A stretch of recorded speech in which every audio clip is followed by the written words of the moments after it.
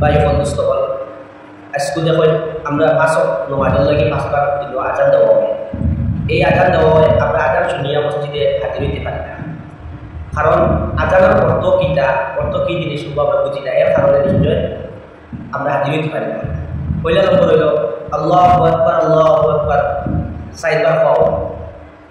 এই আল্লাহু আকবারের অর্থ কীটা, আল্লাহ অতি মহান, আল্লাহ ও জিনিসটা বলছিলাম। দুই নম্বর হয়েছে আশহাদু আল্লা ইলাহা ইল্লাল্লাহ। আশহাদু আল্লা ইলাহা ইল্লাল্লাহর অর্থ কীটা এগুলো জানি না, আল্লাহ ব্যতীত আল্লাহ ছাড়া কোনো মাবুদ নাই, এটা পাওয়া হয়েছে। তিন নম্বর বার আশহাদু আন্না মুহাম্মাদুর রাসূলুল্লাহ হয়েছে। আশহাদু আন্না মুহাম্মাদুর রাসূলুল্লাহর অর্থ কীটা, আশহাদু আন্না মুহাম্মাদুর রাসূলুল্লাহ অর্থ হইল গিয়া হযরত মুহাম্মদ সাল্লাল্লাহু আলাইহি ওয়াসাল্লাম, আমি সাক্ষী দিই যে হযরত মুহাম্মদ সাল্লাল্লাহু আলাইহি ওয়াসাল্লাম আল্লাহর বান্দা ও আল্লাহর রাসূল। 4 নম্বর কথা হয়েছে হাইয়া আলাস সালাহ। হাইয়া আলাস সালাহর অর্থ কীটা জানি না, হাইয়া আলাস সালাহর অর্থ হইল গিয়া যে মসজিদে আও নামাজকে নিয়ে মসজিদে নামাজের লাগে যাইতে হবে, দুইবার খাওয়া। এরপরে আরও দুইবার খাওয়া হয় হাইয়া আলাল ফালাহ।